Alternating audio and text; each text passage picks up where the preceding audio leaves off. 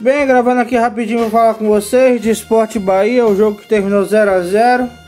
E cara, como é que o Bahia me vem e consegue empatar com um time como o Sport, cara, que não ganhou um jogo no campeonato? Eu não consigo entender. Do lado do Sport, mais do mesmo, mas né, é aquele negócio, conseguiu mais um empate e vamos ver, né, se a primeira vitória tá vindo aí.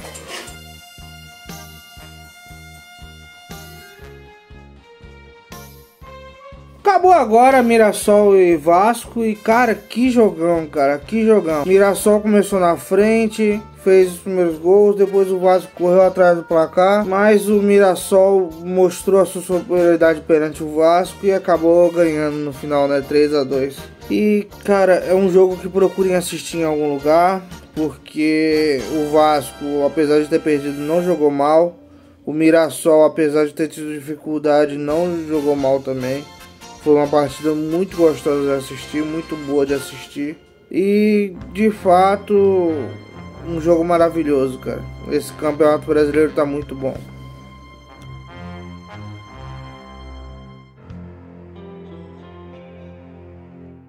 Acabou agora Fluminense e Grêmio no Maracanã. E, cara, aquela campanha Chuta Everaldo até que fez sentido, fez certo. No meio da semana o Fluminense derrotou o Internacional na Copa do Brasil, um campeonato que a gente não cobre aqui, por falta de audiência. E agora, né, fez 1 a 0 em cima do Grêmio, o que falar, né? O Grêmio, uma equipe que tá a Deus do Ará, ninguém sabe a qual é o fundo do poço pro Grêmio, e o Fluminense tem a ver com isso, se aproveitou do Grêmio para poder interromper a sequência de jogos ruins no Brasileirão.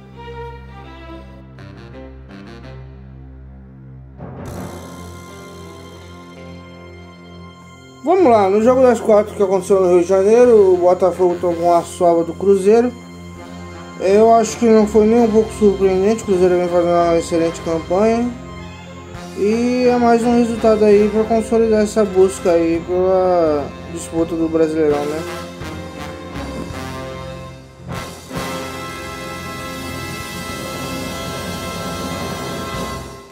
Já o jogo que aconteceu em São Paulo, o Corinthians começou tomando um susto, tomou um gol do Fortaleza, mas no finalzinho do jogo, com muito esforço, com muito trabalho duro, conseguiu chegar ao empate.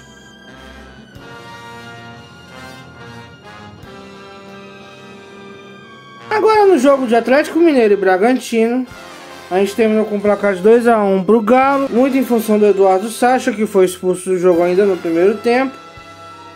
E foi um jogo que não foi nada fácil, mesmo com um jogador a menos. O Bragantino disputou ali de igual para igual. Pra mim, tirando o Hulk, o Bragantino tem um time melhor do que o Galo, né? Claro, com um a menos fica complicado as coisas, mas enfim, o Galo levou os 3 pontos para casa e foi isso que aconteceu.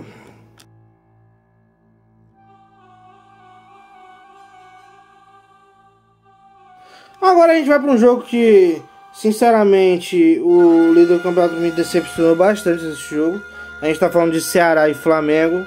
Mesmo sendo fora de casa, o Flamengo tinha por obrigação, pela superioridade perante o elenco do Ceará, tinha que atropelar.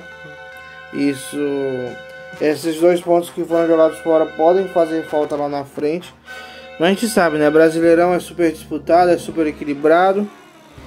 E assim como esses 2 pontos podem fazer falta para o Flamengo, os pontos que o Cruzeiro perdeu, por exemplo, naquele jogo na última rodada, podem também fazer a diferença. A gente não sabe exatamente, né, porque ninguém é mãe de Iná, mas não é bom ficar desperdiçando pontos. Quando chega num jogo como esse, não tem que poupar, tem que ir lá e tem que ganhar. O Flamengo poupou sim. Tanto que alguns dos principais atletas, contratações, entraram só no segundo tempo. Depois que o Flamengo tomou o gol do empate, que o Felipe Luiz acordou pra... Pera aí, não é garantido que a gente vai ganhar, a gente tem que correr atrás disso aqui.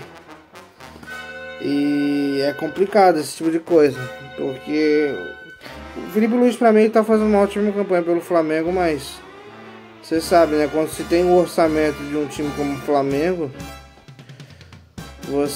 Qualquer dúvida que você dê que você é o melhor para a posição ali, você tá correndo risco, tá vaga. É assim, não sou eu que faço as regras. Vocês viram o que aconteceu com o treinador lá do Botafogo. O cara ganhou do PSG e nem aquilo manteve a vaga dele. E futebol tem dessas.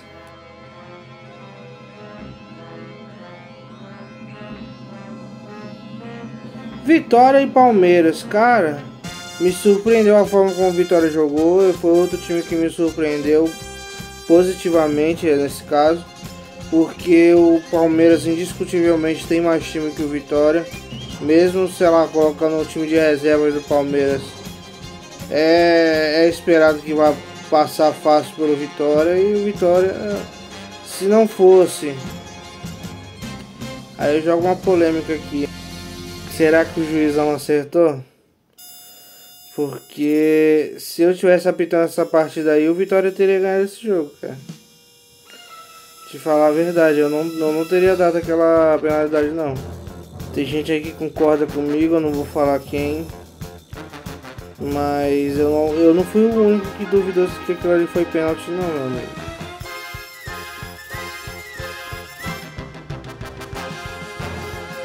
Agora, Internacional de São Paulo, lá no Rio Grande do Sul. E de novo, cara, o que eu já tinha falado, o Internacional não é tudo isso. O São Paulo pra mim é superior ao Internacional, muito superior ao Internacional. Teve dificuldades, teve muita sequência de empate, teve muito jogo sem ganhar, mas é um time que você olha, a estrutura de time ali é muito mais time do que o Internacional vem apresentando.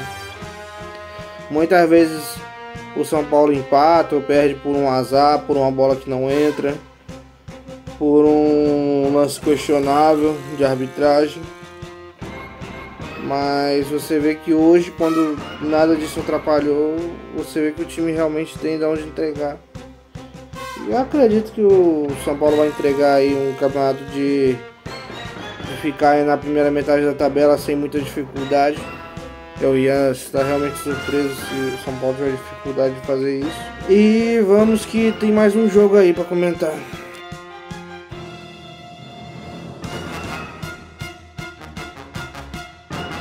Acabou agora, nessa segunda-feira, o Santos e o Juventude. O Santos ganhou, sim, 3-1, mas teve muito mais dificuldade do que se era esperado. Visivelmente, o Sport e o Juventude são times que estão muito abaixo dos demais. Times que é para, se o teu time tiver tudo certo, você passa por cima goleando. Tanto que o Juventude não pontuou ainda fora de casa, o Sport nem sequer venceu uma partida. E a gente viu que o Santos já tinha tido dificuldade também contra o Sport. E agora ter dificuldade contra o Juventude, mesmo ganhando, é realmente problemático. Mas nem tudo é ruim. O Santos ele saiu do rebaixamento com esses 3 pontos. O Neymar, aquele negócio, ele não tá no melhor ponto físico dele ainda. Mas vale lembrar que jogadores como o Neymar, mesmo estando longe do auge, ainda tem números muito bons. Você pega o Neymar nessa partida, ele alcançou alguns números bem interessantes. Bem interessantes. O Neymar, inclusive, anota o que eu tô falando. Ele ainda pode disputar, ainda pode brigar pela artilharia do campeonato. Eu tenho muita fé que o Neymar vai fazer muitos gols no segundo turno do campeonato. Ele tá numa ascendência, dá pra perceber que o treino dele lá no Santos está começando a fazer efeito. A torcida está muito satisfeita com ele, mas eu acredito que com o tempo ele vai conseguir domar a torcida, porque realmente ele está mostrando no campo aos poucos que ele está querendo voltar a ser o Neymar que todo mundo espera dele. É o suficiente para a seleção? Não sei, não tenho bola de cristal. Eu acho que não, e aí vai ser um problemão. Porque eu não imagino alguém escalando uma seleção brasileira para a Copa do Mundo sem o Neymar. E eu acredito que o Neymar não vai estar nessa próxima Copa. Ou se tiver, vai ser uma decepção nível Fred como Cone.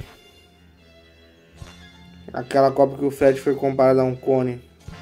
Acho que foi 2014, se não me engano, né? 2006, coitado. 2006 não teve nem chance de jogar. Era um time massa ali de titular. Ele mal ia pro banco.